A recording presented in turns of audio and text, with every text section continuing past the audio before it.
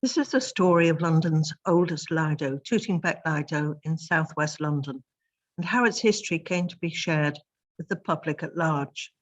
That was thanks to a grant from the Heritage Lottery Fund between 2014 and 2018.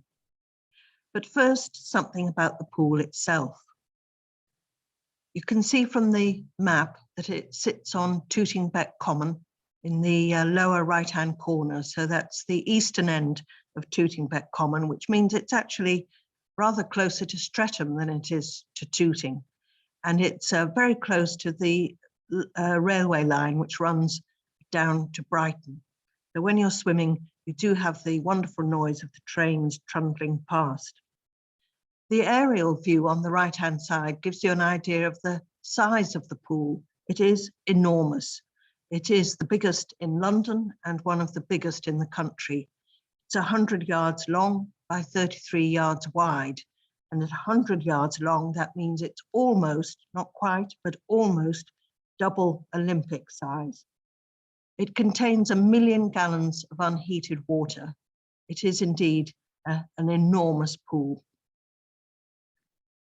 It was built in 1906 over a period of about 4 months in the spring, from March through to July. It was a work scheme for unemployed men, and we know that round about 400 men worked on the scheme in total. From the many photographs there are of the men at work, it seems that it was done entirely by hand. It was incredibly hard manual labor. I have never seen any mechanical digger or any piece of mechanical equipment in any of the pictures. The cost of the pool was round about £8,000. So if you multiply that by 100, that is more or less what it would cost today. So £800,000. But a swimming pool built from scratch today would cost probably nearer to £2 or £3 million. Opening day was 28th of July 1906, and once again there was a lovely series of postcards and pictures taken of the great event. So here we see in the middle of the picture 3 men in their top hats, the dignitaries on the diving board where the speeches have been made to declare the pool open. And in the foreground of the picture, some of the good people of Tooting in their Edwardian finest, in their bowler hats, straw hats, and the ladies in their long dresses. Also in the archive is a copy of the programme from the opening day. So it contained the order of events, but also, perhaps more importantly, the rules governing the pool. These were pretty strict, set out exactly what you had to wear. There was no skinny dipping, no naked bathing, but perhaps most importantly, the hours of opening were very, very limited for the women of the area. They were allowed to swim just 1 morning a week. So the pool was by and large there for the men and the boys of the area. And men and women, it was free to use. The 2 men behind the pool, the key players, were these 2 gentlemen, both at one time mayor of Wandsworth. So we see them in their mayoral chains and their gowns. On the left is the Reverend John Henry Anderson, who was rector of Tooting at the turn of the 19th into the 20th century. And in the very early years of Wandsworth Council, one of its first mayors. Now, it was his idea to have a swimming pool built in Tooting. He was very actively involved in helping unemployed men. And the idea was to create a project which would give them work for a number of months at the very least.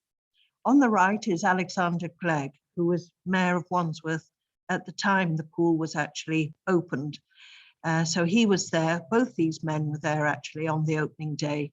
Alexander Glegg was himself a very keen swimmer, so he took a very active interest in the pool, and through his position as mayor, he was able to make sure the project was seen through to completion. Well, not only is the Lido, Tooting Bec Lido, over 100 years old, going back to 1906, but the swimming club, South London Swimming Club, is just as old. It was formed just a few weeks after the pool opened in about August 1906. And we see in these two photographs some of the early swimmers there, men in their full bathing costumes, and on the right, two very hardy swimmers breaking the ice. It was decided that very first winter that the pool should be kept open and that they would continue to swim all the year round. And that is still the case. Tooting Bec Lido is one of the few pools that is kept open every single day of the year. We know that there was a race of some kind on Christmas Day 1906 because this photograph exists. They posed after their swim.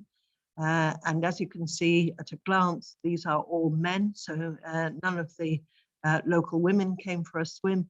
There is one child in that photograph in the front row, and we have to hope that he was not required to get into the water, which would only be just a little bit above freezing. And perhaps in 1906 it was freezing.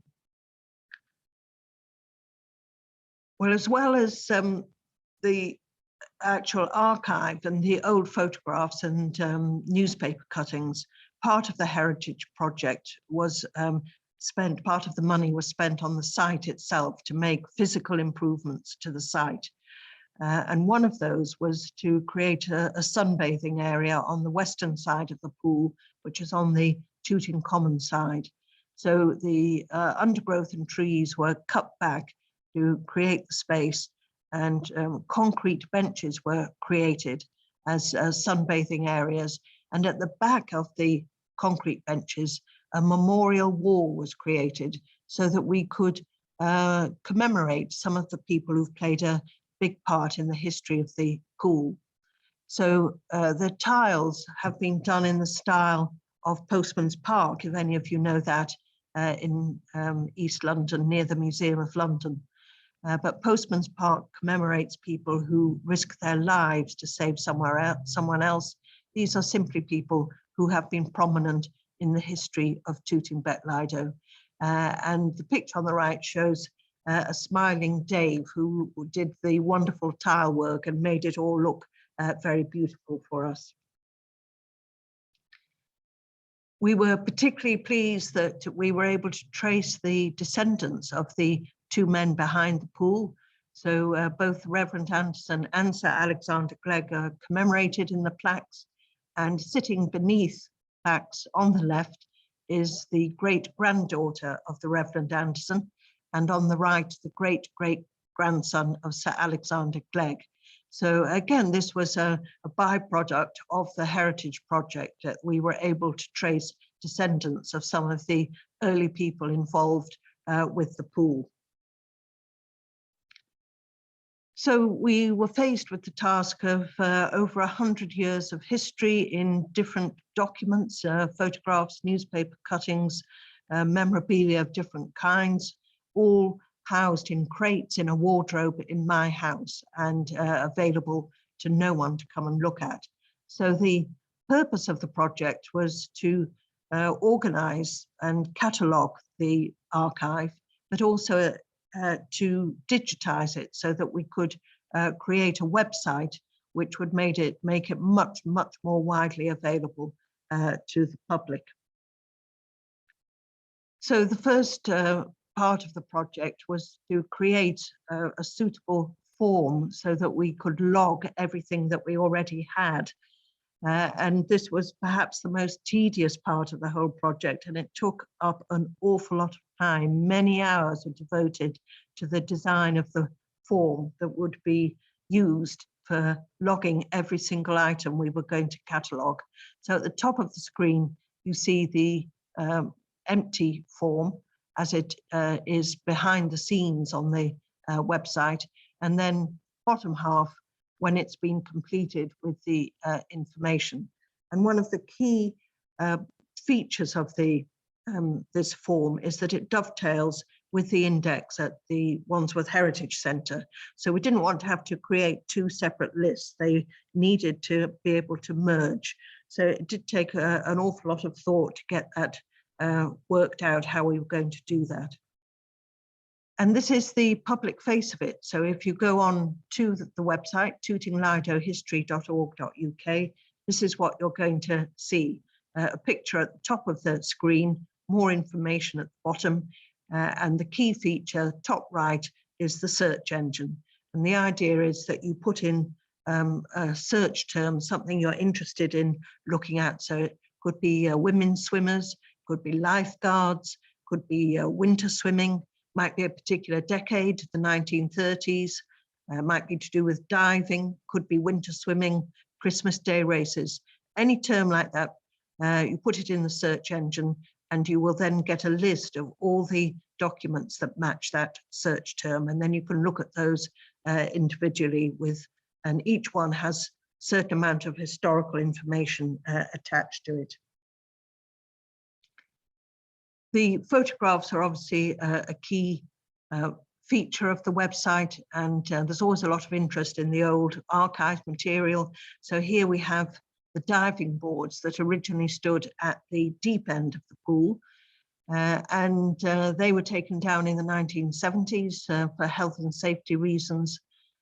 There was some concern about health and safety even in 1906. There was a lifeguard, for instance, and we see him standing on the right.